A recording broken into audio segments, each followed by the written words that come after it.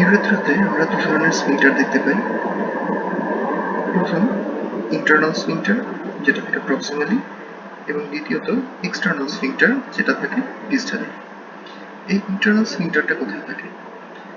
এই যে ব্লাডারের আমরা যেখানে দেখছি যে নেকের এখানে ব্লাডারে আমরা তিনটা মাসল লেয়ারের কথা জানি: আউটার লংগিটিউডিনাল, মিডল সার্কুলার এবং ইনার লংগিটিউডিনাল। এর মধ্যে আউটার যে লংগিটিউডিনাল মাসল লেয়ার সেটা প্রোস্টেটের সাথে কন্টিনিউ করে, এবং মিডল সার্কুলার যে মাসল সেটা নেকের কাছে এসে থিকেন্ড হয়ে ইন্টারনাল স্ফিংক্টার তৈরি করে। এই ইন্টারনাল স্ফিংক্টার, যেহেতু এই যে তিনটা মাসল লেয়ার আমরা বললাম, এটা ডিট্রোসার মাসল এবং এটা হচ্ছে একটা স্মুথ মাসল, এ কারণে ইন্টারনাল স্ফিংক্টারটা যেহেতু ডিট্রোসার মাসলের মিডল সার্কুলার লেয়ারটা থিকেন্ড হয়ে তৈরি হয়েছে, সে কারণে ইন্টারনাল স্ফিংক্টার একটি ইনভলিন্টারি মাসল।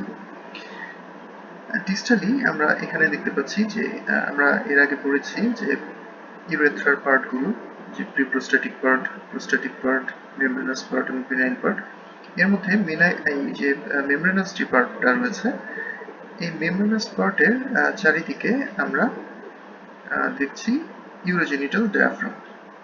আমরা জানি যে ইউরোজেনিটাল ডায়াফ্রাম এটা দু ধরনের মাসল দিয়ে তৈরি।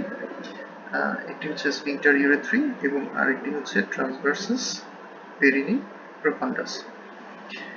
তো এই যে স্ফিংক্টার ইউরেথ্রি মাসল, এই মাসলটা দিয়েই তৈরি হয় এক্সটার্নাল স্ফিংক্টার।